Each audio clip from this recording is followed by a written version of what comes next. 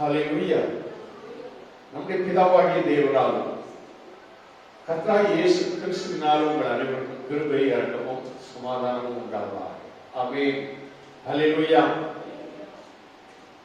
இதே போல ஒரு நாளிலே நம்முடைய ஆண்டவராகிய இயேசு பவனி வந்தார். எருசலேமிலே அவர் பவனி வருகிறார்.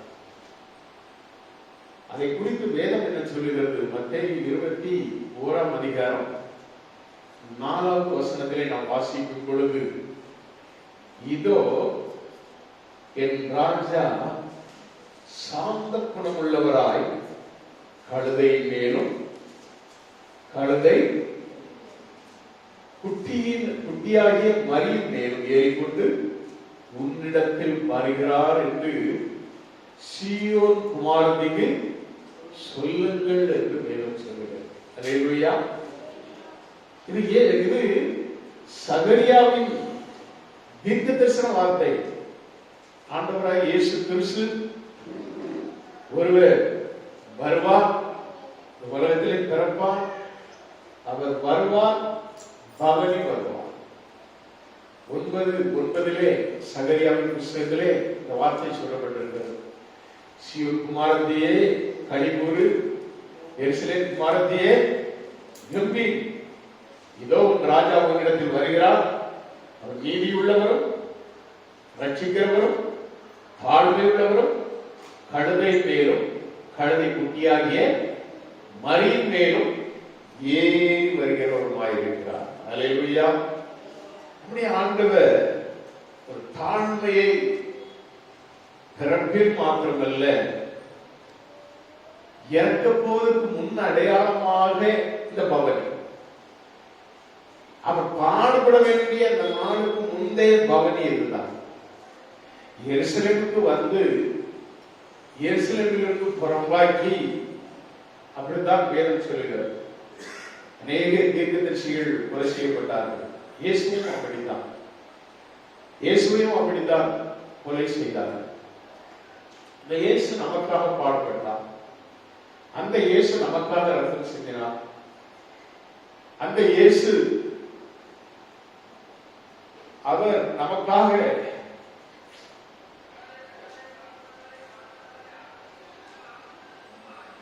பாடுபட்டு மரித்ததினாலே நாம் அவருடைய அன்பை பெற்றிருக்கிறோம். அந்த இயேசு கிறிஸ்துடைய அந்த அன்பு பெரிதான அன்பு.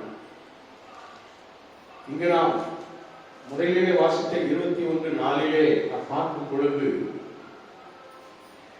ஆண்டவர் என்ன சொல்கிறார்? சொல்லுங்கள் சீயோன் குமாரத்தியே, சொல்லுங்கள், நான் பவனி வந்துவிட்டேன்.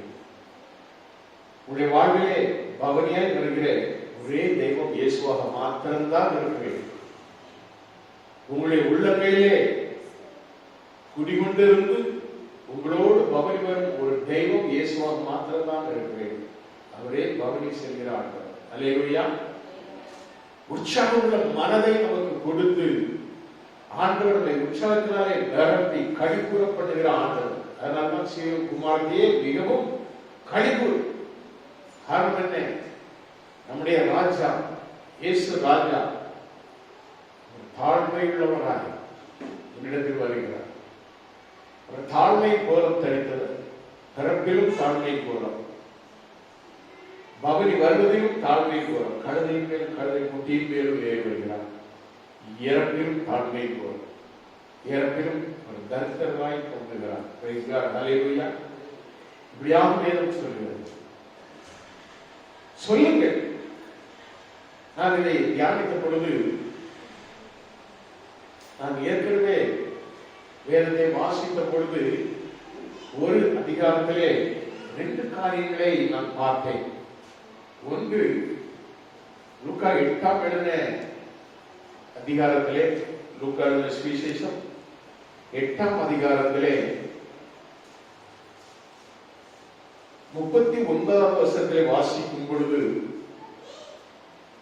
இயேசு அவனை நோக்கி, நீ உன் வீட்டுக்கு திரும்பி போய் தேவன் உனக்கு செய்தவைகளை எல்லாம் அறிவிக்கணும் அப்படின்னு சொல்றாரு. அதே அதிகாரத்திலே 56வது வசனத்திலே நாம் வாசிக்கும் பொழுது, அவள் தாய் தகப்பன்மார் ஆச்சரியப்பட்டார்கள். அப்பொழுது நடந்ததை ஒருவருக்கும் சொல்லாமல் இருக்கும்படி அவர்களுக்கு கட்டளையிட்டார். ஒரே அதிகாரத்தில் இந்த 2 காரியங்கள் பார்க்கிறேன். ஒருத்தருக்கு நீ போய் என்ன செய், நீ அறிவி, நான் உனக்கு செய்தவர்களை அறிவின்னு சொல்ற. இன்னொரு பக்கத்துல இங்க நடந்தவர்களை யாருக்கும் சொல்லாதீர்கள் சொல்ற. அதை குறித்து நான் சிந்தித்தேன். ஆண்டவர் ஒரு காரியத்தை 2 விதமாக, 2மே அற்புதம் தான், 2மே மிகப்பெரிய அற்புதம். மிகப்பெரிய அற்புதத்தை ஒருத்தரை குறித்து என்ன சொல்றாரு, போய் சொல்லுகிறார். இன்னொருத்தரை குறித்து என்ன சொல்றாரு, இன்னொரு குடும்பத்தில் என்ன சொல்றாரு, நீங்க ஒருத்தருக்கு சொல்லாமல் இருங்கள் அப்படிங்கிற. ஆண்டவர் சொன்னா அதுல பெரிய அர்த்தம், பெரிய காரியம். மார்க்கு சுவிசேஷம் 8ஆம் அதிகாரம் 30வது வசனத்திலே வாசிக்கும் பொழுது அதிலே நாம் பார்க்கிறோம் 8:30. அப்பொழுது தம்மை குறித்து ஒருவருக்கும் சொல்லாதபடிக்கு அவர்களுக்கு உறுதியான கட்டளையிட்டார். ஏன் இந்த கட்டளை, அப்படி என்ன அந்த கட்டளை என்று சொல்லி நாம் பார்ப்போம் என்று சொன்னால், ஆண்டவராய் இயேசு கிறிஸ்து அவரை குறித்து அவர் அவர் கேட்கிறார். என்ன கேட்கிறாரு? 8:37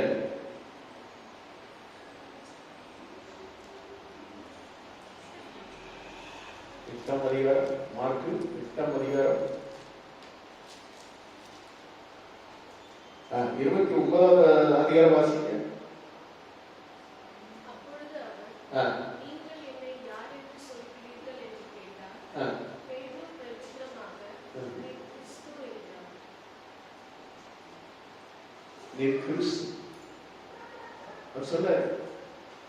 பேதுருக்கு பிதாவாகிய தேவன் வெளிப்படுத்த அந்த காரியம் கிறிஸ்து அப்படின்னு சொல்லி வெளிப்படுத்தின உடனே ஆண்டவர் சொல்றார், நீ என்னை குறித்து என்ன செய்யாத, ஒருவருக்கும் சொல்லாதபடிக்கு உறுதியான கட்டளை எடுக்கிறார்.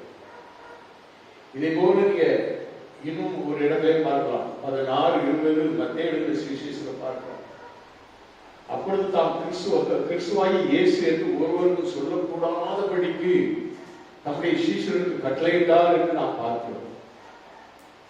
ஆண்டவர் ஏன் இதை சொன்னார் என்பதை குறிப்பாக இதுல பார்க்கணும். ஆண்டவர் அந்த நாட்களிலே தாம் கிறிஸ்து என்பதை வெளிப்படுத்தாமல் வெளியரங்கமாக எல்லாரும் அதை அறிவிக்க கூடாதபடிக்கு சீஷர்களுக்கு தடை போடுறார். எப்போ வெளிப்படுத்துகிறார் என்று சொன்னால், எப்போ எருசலேமுக்கு பவனி வரும் பொழுதுதான் எல்லாரும் அறிந்து கொள்ளும் வண்ணமாக ஆண்டவர் ராஜாவாய் பவனி வருகிறார். அப்பொழுதுதான் இயேசு தாம் கிறிஸ்து என்று வெளிப்படுத்துகிற நாள் அந்த பவனி வரும் நாள். அதுவரையிலும் யாரும் என்னை குறிப்பிட்டு எஞ்சாக வெளிப்படுத்தார்.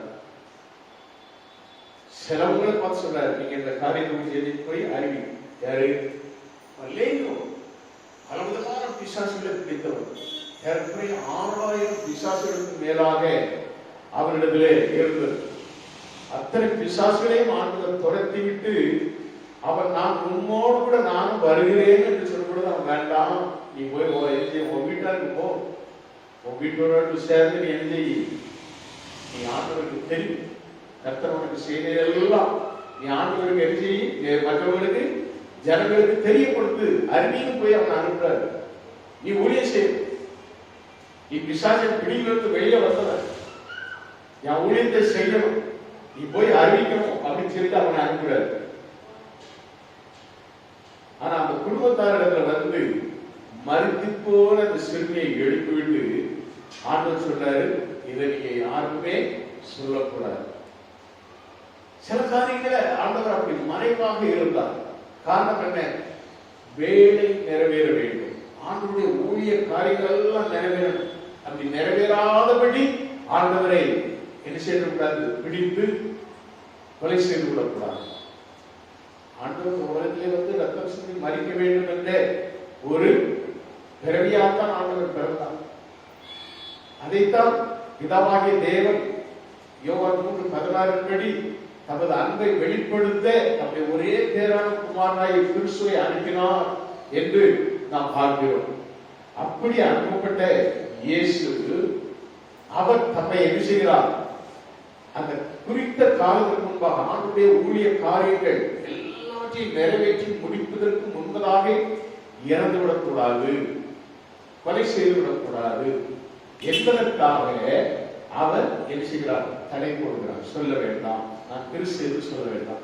கிறிஸ்து என்று சொன்னாலே என்ன செய்யணும்? அவர் தான் ரட்சகர், இவரை என்ன செய்யணும்? காலி பண்ணிடணும் அப்படின்னு சொல்லிட்டு யூத ஜனங்கள் கொந்தளித்து அவரை கொண்டு விடுவார்கள். இன்று வரையிலும் யூதர்கள் இயேசுதான் கிறிஸ்து என்று அறியாமல் தான் இருக்கிறார்கள். ஒரு சிலர் அப்படிப்பட்ட அந்த இடத்திலிருந்து மாறி வந்தவர்கள் உலகம் முழுவதும் யூதர்கள் சுவிசேஷம் சொல்லிக் கொண்டிருக்கிறார்கள். ரட்சிக்கப்பட்டு உண்மையான ரட்சிப்பை பெற்றவர்கள், இயேசுவை அறிந்தவர்கள் இயேசுவுக்காக ஊழியம் செய்கிறார்கள். இயேசுவை அறியாத யூதர்கள் இன்றைக்கும் அங்கிருக்கிறதான தேவாலயத்தினுடைய ஒரு சுவர் மட்டும்தான் இருக்கு. இடித்து போல கோயில் கட்டத்தில் உள்ள அந்த சுவர்ல போய் அப்படியே முட்டிக்கிட்டு மேசியா வாரம் மேசியா வாரம் மேசியா வாரம் மேசியா வந்தாச்சு, ஏற்கனவே வந்துச்சாச்சு, ஏற்கனவே இனி வருவான். எப்படி வருவார்? மேகங்களோடு வருவார். பிரைஸ் காட், ஹல்லேலூயா. அப்பவும் இந்த யூதர்கள் கட்டு விட மாட்டான். அப்பவும் அந்த யூதர்களை நினைக்க மாட்டான். அந்த ரகசியவர்கள் போக மாட்டான். விசுவாசிகளை நாம் போய் சேருவோம். ஒரு அலையில சொல்லுவோமா? விசுவாசிகளை நாம் அந்த கூட்டத்தில் நம்ம போயிடுவோம். ஆனா அந்த யூதர்கள் போக மாட்டான். அவருக்காகத்தான் 7 வருடம் உபத்திரவ காலமும் மகா உபத்திரவ காலமும் அடங்கிய அந்த 7 வருஷமும் இந்த யூதர்களுக்கு தான் வைக்கப்பட்டது. இந்த யூதர்கள் அந்த நாட்டில தான் ஐயோ இயேசுதான் அப்படின்னு சொல்லிட்டு அதுக்கு பிறகு இயேசுவே இயேசுவே இயேசுவேன்னு சொல்லிட்டு எழுதிவாங்க.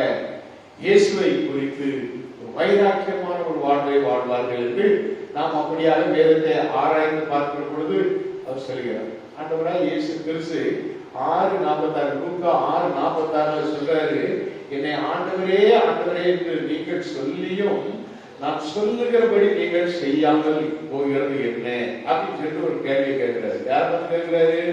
அப்போஸ்தலர் ஜனங்களை பார்த்து, சீஷர்களை பார்த்து, நம்மை அண்டி வருகிற ஒவ்வொருவரையும் பார்த்து ஆண்டவரே ஆண்டவரே வாரியில நான் சொல்லுகிறபடி நீங்கள் செய்கிறீர்களா? ஆண்டவர் இதை நம்மகிட்டே கேட்கிறார். இந்த நாள்ல நான் சொல்லுகிறபடி நீங்கள் செய்கிறீர்களா? நீங்க எந்தெந்த காரியங்களை நான் சொல்லுகிறபடி செய்கிறீங்க? அநேக காரியங்கள் நம்ம செய்வதே கிடையாது. அநேக காரியங்களை நம்ம செய்வதே கிடையாது. இன்றைக்கு வர உபவாசப்படுற மாலை கூடலையும் அந்த கலந்து கொள்ளணும் யாராவது முயற்சி எடுத்தீங்களா? முயற்சியே கிடையாது. ஒரு முயற்சியும் கிடையாது. முயற்சி எடுத்திருந்தீங்கன்னா நிச்சயமா நீங்க ஒரு நாள் வந்துருக்கீங்க. அதனுடைய டைம் எல்லாம் மாற்றியாச்சு. இரவு எத்தனை மணிக்கு? 7 மணிக்கு. உங்களுக்காக 7:30 8 கூட ஆரம்பிக்கிறதுக்கு நான் ஆயத்தமா இருந்தேன். வரலையே. நீங்க வந்தாலும் சரி, வருகிறவர்கள் 7 மணிக்கு வந்து மாலை உபவாசப்படுதலை கலந்து கொள்ளணும் மாற்றியாச்சு. செவ்வாய் ஆண்டவர் சில திட்டங்களை உங்களுக்காக கொண்டு வருவார். நீங்கள் ஏற்றுக்கொள்ளலாம். அது வேறவர்களுக்கு மிகுந்த ஆசீர்வாதமாக காணப்பட வேண்டும் என்று மாற்றி அமைக்க முடியும். இதுதான் தேவனுடைய திட்டம். நம்முடைய ஆண்டவர் எதை சொல்லுகிறாரோ அதை நாம் செய்யாவிட்டால் ஆண்டவர் நம்மை வைத்திருக்கிற சில திட்டங்களையும் மாற்றி விடுவோம், செயல்பாடுகளை மாற்றி விடுவோம். அருமையான தேவனுடைய பிள்ளைகளே, வேதத்திலே நான் வாசித்து பார்த்தேன், தியானித்து பார்த்தேன். சங்கீதம் 22:22 சொல்லுகிறது, உம்முடைய நாமத்தை சகோதரருக்கு அறிவித்து சபை நடுவிலே உம்மை துதிப்பேன் என்று தாவீது சொல்லுகிறார். அதே தாவீது சொல்லுகிறார் 71 சங்கீதம் 71:17 தேவனே, என் சிறு வயது உடல் எனக்கு போதித்து வந்தீர், இதுவரைக்கும் உங்களுடைய அதிசயங்களை அறிவித்து வந்தேன் அப்படின்னு சொன்னவர் அடுத்தாப்புல ஒரு ரிக்வெஸ்ட் வைக்கிறாரு. என்ன? 18வது வசனத்திலே, இப்பொழுதும் தேவனே, இந்த சந்ததிக்கு உமது வல்லமையையும் வரப்போகிற யாவருக்கும் உமது பராக்கிரமத்தையும் நாம் அறிவிக்கும் அளவும் முதிர் வயதோ நரை வயது உள்ளவனாகும் வரைக்கும் என்னை கைவிடுகிறாக என்று சொல்லி கேட்டுக்கொள்கிறார். அருமையான தேவனுடைய பிள்ளைகள், இதுதான் ஆண்டவருக்கு ஊழியம் செய்யக்கூடிய ஊழியக்காரருடைய ஜெபமும் அதுதான். ஆண்டவரே, இந்த வயதான காலத்திலும் நாங்கள் ஜனங்களுக்கு நீர் சொல்லியவைகளை, நீர் செய்தவைகளை நாங்கள் அறிவிக்கும்படிக்கு எங்களை நீர் கைவிடாமல் பார்த்துக்கொள்ளும். அல்லேலூயா. ரிட்டையர்ட் என்பதே கிடையாது. யாருக்கு? ஊழியக்காரனுக்கு ரிட்டையர்டே கிடையாது. மரணம் பரியந்தம் கர்த்தருடைய வார்த்தைகளை சொல்லி ஆண்டவர் கூப்பிடும் நாளிலே செட்டையை அடித்து தேவ சமூகத்திலே மறைந்து கொள்ளணும், பறந்து போகும். அல்லேலூயா.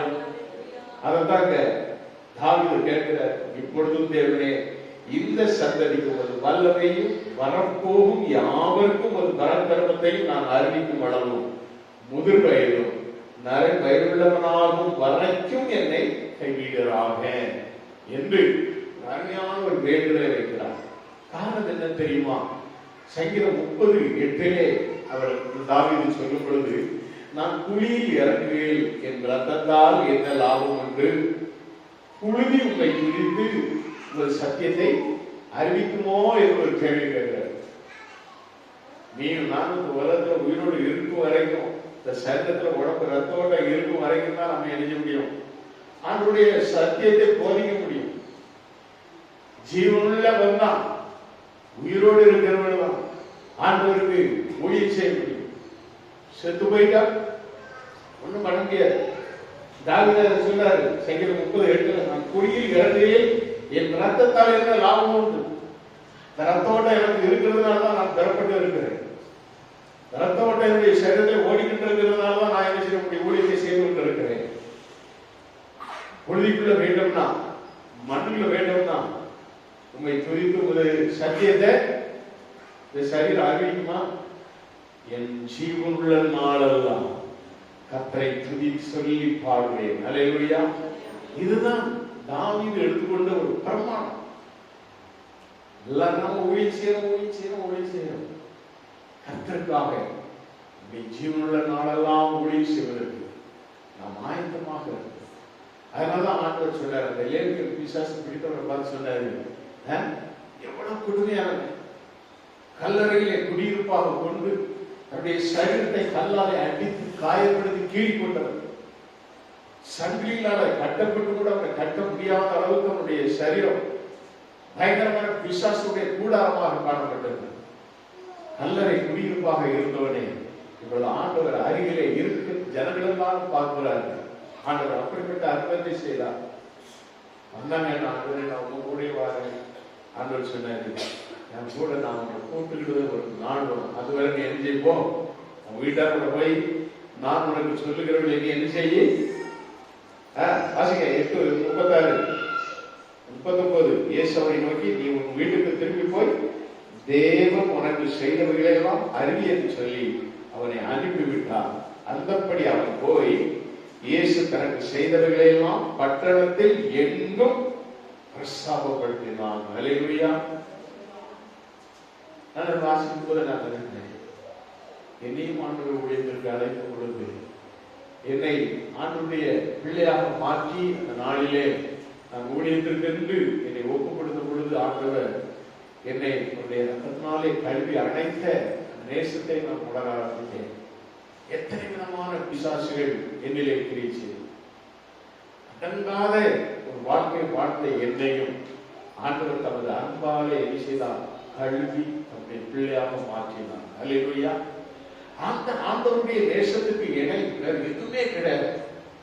அதனால தான் அவருடைய ஊழியத்தை செய்வதற்கு நான் ஒப்பு கொடுத்தேன். வேற யாரும் என்னை அழைத்தால் அழைக்காவிட்டால் என் ஆண்டவருடைய நாமத்தை எப்பொழுதும் நான் சொல்லி குறித்துக் கொண்டு அதை அறிவித்துக் கொண்டே இருப்பேன் என்று நான் உறுதி செய்த அந்த நாளிலேயே நான் என்ன செய்தேன்? சுவிசேஷத்தை சொல்ல ஆரம்பிச்சேன். எப்பொழுது ரட்சிக்கப்பட்டேன், அந்த ரட்சிக்கப்பட்ட நாளிலிருந்தே நான் ஆரம்பித்த ஊழியர் தான். அது இன்று வரை தொடர்கிறது. பிரைஸ் காட், ஹல்லேலூயா. கர்த்தர் அப்படியாக என்னிடத்திலே உள்ளத்திலே ஒரு பெரிய ஒரு ஆசீர்வாதத்தை கொடுத்தான், எழுப்புதலை கொடுத்தான், உயிர் வீழ்ச்சியை கொடுத்தான். காரணம் என்ன? இந்த லேகியனை போன்ற பிசாசுகள் பிடித்த மனிதன் அவனாலே அவருடைய குடும்பம் செய்யணும், அவருடைய பிள்ளைகள் செய்யணும், அவருடைய குடும்பத்தார் அவமானப்படுவார்கள். அத்தனை காரியங்கள் நடக்கும். அந்த லேகியன் என்று நம்ம இப்போ வாசிக்கிறோம். இந்த 8ஆம் அதிகாரத்துல அவனால அவருடைய குடும்பங்கள் எவ்வளவு தலைகுனிவு அடைந்திருக்கும். சரீரத்திலே ஆடை இருந்ததோ இல்லாமல் வாழ்ந்தானோ எந்த அளவுக்கு அவன் அலைந்திருப்பான். அப்படிப்பட்ட ஒருவனையும் ஆண்டவர் ரட்சித்து நம்முடைய சுவிசேஷத்தை சொல்லி அனுப்புகிறார். பட்டணத்தில் இருந்த அநேகருக்கு அவன் என்ன செய்தான்? அறிவிக்கிறான். அடுத்த வசனம் சொல்லுகிறது, 40வது வசனத்துல, இயேசு திருப்பி வந்தபோது ஜனங்கள் எல்லாரும் அவருக்காக காத்திருந்தபடியால் அவரை சந்தோஷமாய் ஏற்றுக்கொண்டார்கள். அல்லேலூயா. 37வது வசனத்துல நீங்க பாத்தீங்கன்னா இயேசு விரட்டிடுவாங்க. தயவு செய்து இருந்த இடத்துல இருக்க, தயவு செய்து நீர் எங்க ஊர்ல இருக்கணும், கிளம்பி போறோம். ஆண்டவரை துரைத்து விட்டவர்கள். ஆனா இந்த லேகியோன் பிசாசு பிடித்த ஒரு மனிதன் இயேசுவை அறிவித்த பொழுது, பட்டணமெங்கும் அவன் அறிவித்து தன்னை சாட்சியாக நிறுத்திய பொழுது, அவனாலே இப்போ ஜனங்கள் ஒரு மாறுதல் அடைந்து இயேசு திரும்பி வந்த போது என்ன நடக்கிறது? 40வது வசனத்துல, இயேசு திரும்பி வந்தபோது ஜனங்கள் எல்லாம் அவருக்காக காத்திருந்தபடியால் அவரை சந்தோஷமாய் ஏற்றுக்கொண்டார்கள். ஒரு பிரிப்பரேஷன், ஒரு எல்லாரையும் ஒரு மாற்றிட்டான். எல்லாருடைய உள்ளத்தை இயேசுக்கு நேரம் மாற்றிட்டான். தான் பெற்ற ரட்சிப்பினாலே இயேசு கிறிஸ்துவை வெளிப்படுத்தி ஆண்டவர்களை கொண்டு வந்து சேர்த்துட்டான். அல்லேலூயா. இதுதான் ஆண்டவர் இயேசு கிறிஸ்துவை அவர் தம்மை வெளிப்படுத்தி சில காரியங்களை செய்யும் பொழுது நாம் பார்க்கும்போது அநேகர் அவரை என்ன செய்யல? விசுவாசிகள். மரித்த இயேசு உயிரோடு எழுந்தவர். உயிரோடு எழுந்தவர். தம்முடைய சீஷர்களுக்கு தாம் நேசித்தவர்கள் தன் மூலமாக 7 பிசாசுகள் துரத்தப்பட்ட மரியாதை தான் முதல்ல வெளிப்படுத்தினார். இப்படி அவர் வெளிப்படுத்திய அந்த நாளிலே அந்த சகோதரி என்ன செய்ய, ஓடி போய் யோவான் பேதுரு சீஷர்கள் உட்கார்ந்து இருக்கிற இடத்துல போய் சொன்னான், விசுவாசிதார்களா? விசுவாசிக்கிறேன், விசுவாசிக்கிறேன். இதெல்லாம் நான் பார்த்தேன். மார்க்கு 16:13 வாசித்த பொழுது அங்க நாம் பார்க்கிறோம், அவர்கள் போய் அதை மற்றவர்களுக்கு அறிவித்தார்கள், அவர்களையும் அவர் நம்பவில்லை.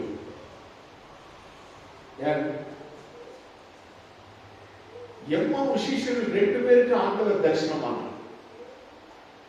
உயிரோடு இருந்த இயேசு எம்மாவு சீஷருக்கு 2 பேருக்கு, அந்த 2 பேர் நீங்க அந்த மேல வசனங்களை நீங்க வாசி பார்த்தீங்கன்னா, அந்த மார்க் 16ஆம் அதிகாரம் அந்த 12-15 வசனங்களை வாசிக்கும் நீங்க பார்க்கலாம். அந்த சீஷர்கள் போய் சீஷர்கள் சொல்றாங்க, அவங்க நம்பவே இல்லை. ஆனால் இயேசு தம்மை வெளிப்படுத்துகிறார். அல்லேலூயா. இயேசு தம்மை வெளிப்படுத்துகிறார். நானே கிறிஸ்து என்று வெளிப்படுத்துகிறார். நானே உயிர்த்தெழுந்த ஆண்டவர் என்று வெளிப்படுத்துகிறார். ஏசாயா 12ஆம் அதிகாரம் 12வது வசனத்திலே வாசிக்கும் பொழுது, நானே அறிவித்து ரட்சித்து விளங்க பண்ணினேன், உங்களில் இப்படி செய்யத்தக்கதாக அந்நிய தேவன் இல்லை, நானே தேவன் என்பதற்கு நீங்கள் எனக்கு சாட்சிகள் என்று கர்த்தர் சொல்லுகிறார் என்று ஏசாயா 43 12 நாம் வாசிக்கிறோம். அல்லேலூயா. நானே அவரே வந்து வெளிப்படையாக போவார். இதெல்லாம் சொல்லி இயேசு தானே வந்து வெளிப்படுத்துவார். நானே இயேசு என்று வெளிப்படுத்துவார். அதுதான் நம்முடைய வாழ்க்கையில் பவனி வரும் இயேசு. அல்லேலூயா. நம்முடைய உள்ளங்களில் பவனி வரும் இயேசு அவர்தான். அவர்தான் சுதந்திரிக்கப்பட்டவர். அவர்தான் எல்லா துதிக்கும் மகிமைக்கும் கனத்துக்கும் பார்த்தவர். அல்லேலூயா. அப்போஸ்தலர் நடவடிக்கை புத்தகத்திலே 13:33 சவுல் பவுலாக மாறினவன் பிரசங்கம் பண்ணும் பொழுது சொல்கிறான், இயேசுவை எழுப்பினதினாலே தேவன் தம்முடைய பிதாக்களுக்கு அருள் செய்த வாக்குத்தத்தத்தை அவருடைய பிள்ளைகளாகிய நமக்கு நிறைவேற்றினார் என்று நாங்களும் உங்களுக்கு சுவிசேஷமாக அறிவிக்கிறோம் என்று சொல்கிறார். அல்லேலூயா. அல்லேலூயா. தேவனுடைய பிள்ளைகளே, இப்படி நாம் வேதத்திலே பல காரியங்களை நாம் பார்க்கிறோம். நம்முடைய ஆண்டவர் இயேசு கிறிஸ்துவை குறித்து யோவான் தம்முடைய சீஷரை அனுப்பி நீர்தானா கிறிஸ்து என்று கேட்ட பொழுது இயேசு அவர்களுக்கு என்ன சொல்லுகிறார் என்று மத்தேயு 11:4 நாம் வாசிக்கும் பொழுது அங்கு நாம் பார்க்கிறோம். இயேசு அவர்களுக்கு பிரயோஜனமாக நீங்கள் கேட்கிறதை காண்கிறதை யோவானிடத்தில் போய் அறிவியுங்கள் என்று அறிவிக்க சொல்கிறார். இயேசு தம்முடைய சீஷர்களை எல்லாம் ஒரு 70 சீஷர்களை அனுப்பி பட்டணங்கள போய் நீங்க போய் என்ன செய்யுங்க, போய் ஊழியம் செய்யுங்க அப்படின்னு சொல்லிட்டு அனுப்பினார். இப்படி அனுப்பப்பட்ட அவர்கள் இயேசுவிடத்துல திரும்ப வந்து அதை என்ன செய்கிறார்கள், அறிவிக்கிறார்கள். மார்க் 6:30 வாசிக்கும் பொழுது அப்பொழுது அப்போஸ்தலர் இயேசுவிடத்தில் கூடி வந்து தாங்கள் செய்தவைகள் உபதேசித்தவர்கள் யாவைகளையும் அவருக்கு அறிவிக்கிறார்கள், ரிப்போர்ட் பண்ணாத கொடுக்கிறாங்க. 70 சீஷரும் அவங்க போய் ஊழியம் செய்த காரியத்தெல்லாம் இயேசுவிடத்தில் வந்து நாங்க போய் என்ன செய்தோம், எப்படியெல்லாம் உங்களுடைய சுவிசேஷத்தை நாங்கள் சொன்னோம் என்பதை குறித்து இயேசுவிடத்துல ரிப்போர்ட் கொடுக்கிறார்கள். நம்ம சபையிலே மூணு பேர் போறாங்க. ஒரு நாள் ஆண்டவர் வந்து ரிப்போர்ட் கொடுத்தே கிடையாது. கொடுக்கணும். நீங்க என்ன செய்யுங்க, உங்களுடைய ஊழியம் நீங்க போய் ஜெபித்ததுனாலே அங்கு நடக்கிற இல்லை. இதுதான் ஆண்டவர் உன்னிப்பாக பார்த்து கொண்டிருப்பார். ஆண்டவர் அந்த ஊழியத்திலே உள்ள அத்தனை பேரும் அந்த அப்போஸ்தலர்கள் இயேசுவிடத்தில் வந்து தாங்கள் செய்தவைகள் உபதேசித்தவைகள் யாவையும் அவருக்கு அறிவித்தார்கள் என்று சொல்லி நாம் பார்க்கிறோம். அல்லேலூயா. அநேகம் பேர் சில அறிவிப்புகள்லாம் கேட்கப்பட ஒரு விசுவாசத்துல நாம எப்படி இருக்கிறது கிடையாது. அந்த ஆண்டவர் செய்த காரியங்களை நம்புவதே கிடையாது. அப்போஸ்தலர் புத்தகம் 12ஆம் அதிகாரம் 14வது வசனத்திலே வாசிக்கும் பொழுது அங்க நாம் பார்க்கிறோம், ரோதை என்று சொல்லக்கூடிய ஒரு சிறுமி, அங்கு ஜனங்கள் ஒரு வீட்டுல உட்கார்ந்து கதவை கூட்டிக்கிட்டு ஜெபம் பண்றாங்க. என்ன ஜெபம் பண்றாங்க? ஆண்டவரே, பேதுருவை சிறைச்சாலையில் அடைத்து விட்டார்கள், ஜெபிக்கிறோம், விலங்கை உடைய மாட்டோம், சிறைச்சாலை கதவை உடைய மாட்டோம், அற்புதம் நடக்கட்டும் ஆண்டவரே அப்படின்னு சொல்லிட்டு என்ன பண்றாங்க? சத்தத்தோட ஜெபம் பண்றாங்க. ரோத கதவு தட்டுற சத்தத்தை கேட்கிறாங்க. ஒரு சின்ன பெண், ஒரு சிறு பெண்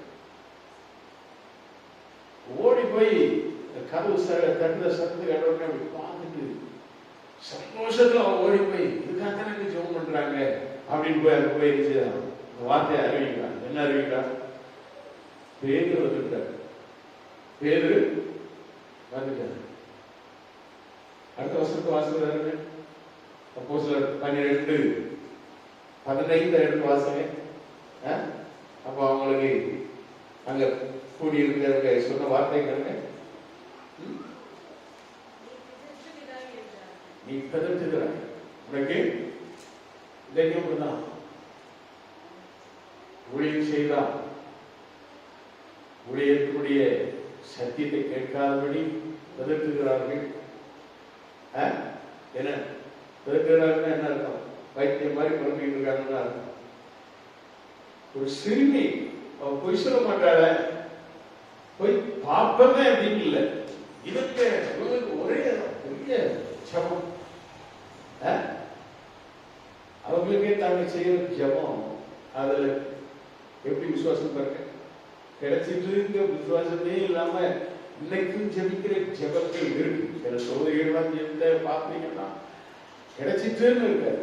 இந்த ஜபத்தை அதே ஜபம் மாறி மாறி ஜபிக்கிட்டே இருப்பாங்க. ஆண்டவர் கொடுத்தாரு, பெற்றுக்கொண்டோம். அந்த விசுவாசம் வரவே வர பேரு வந்து நிக்கிற பேரு தூங்கிட்டு இருந்த மனுஷங்க. இவங்க ஜெபம் போது பேரு அங்க இருக்கிறாரு, தூங்கிட்டு இருக்க. எங்க? சிறைச்சாலை. தூங்குற மனுஷனை கூட நம்முடைய ஆண்டவர் எழுதிவர் போய் கட்டி எழுப்பி எங்க தட்டினாரு தெரியுமா? விழாவுல தட்டினாரு. எங்க தட்டினாரு? விழாவுல தட்டி எந்த அப்படின்னு சொல்லிட்டு வெளியில கூட்டு வந்து நிறுத்திட்டாரு. நம்முடைய ஜெபம் தூதனை என்ன செய்யும்? சிறைச்சாலைக்குள்ளே அனுப்பும். அல்லேலூயா. தூதனை சிறைச்சாலைக்குள்ள அரசு பண்றதுல இல்ல, சிறைச்சாலைக்குள்ள இருக்கிறவர்களுக்கு வெளியே கொண்டு. அல்லேலூயா. இந்த விசுவாசம் நமக்கு வேணும். ஆனா இங்க இந்த சகோதரிகளுக்கு இல்லவே இல்லை. பேரு வந்துட்டாரு, சொன்னவனை பார்த்து நீ பதற்றுகிறாய், நீ என்ன செய்கிறாய்? பதற்றுகிறாய்.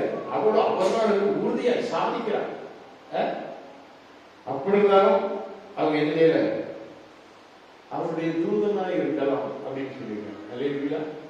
பாருங்க எந்த அளவுக்கு அந்த விசுவாசம் இருக்கும்.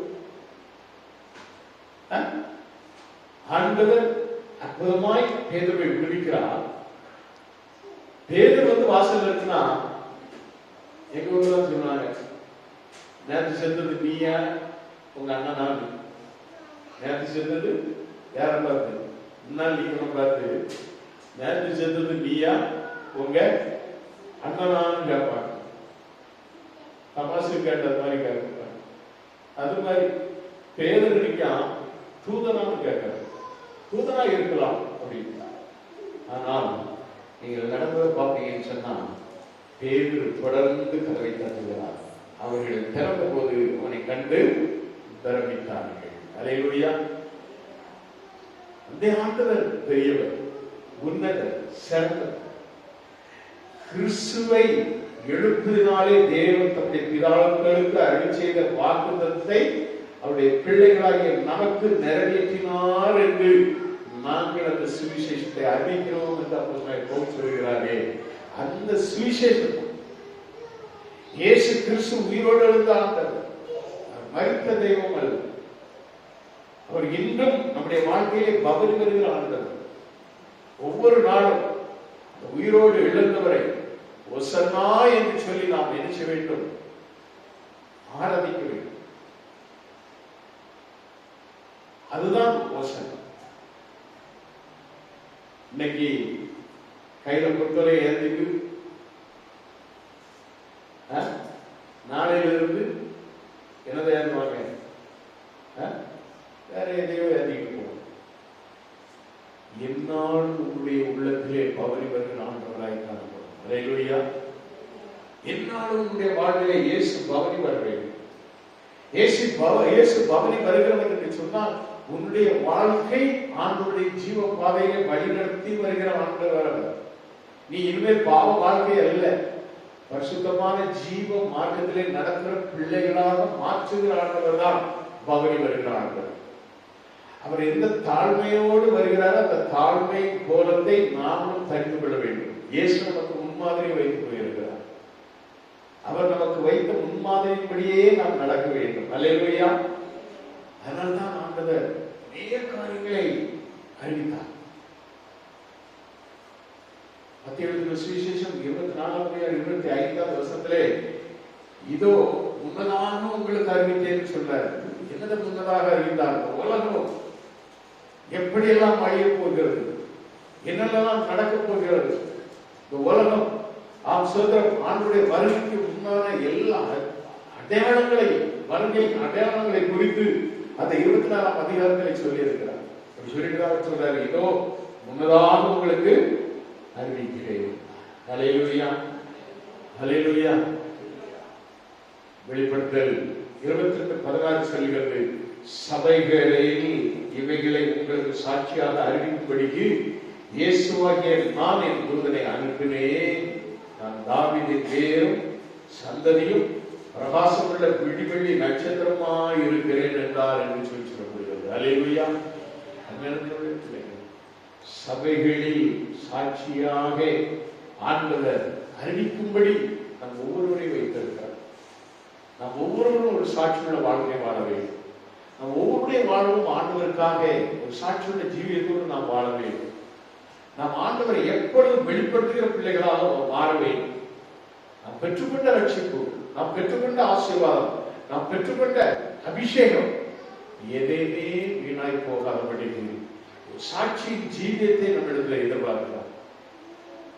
எப்படி அந்த லேகியோனாலே மீண்டும் இயேசு வந்த பொழுது ஒரு பெரிய ஜனக்கூட்டம் ஆயத்தமாக்கப்பட்டிருந்ததோ, அதே போல நம் ஒவ்வொருடைய வாழ்க்கை, நம்ம ஒவ்வொருடைய வாழ்க்கையிலும் எத்தனை விதமான பிசாசுகளை துரத்திருக்கார்.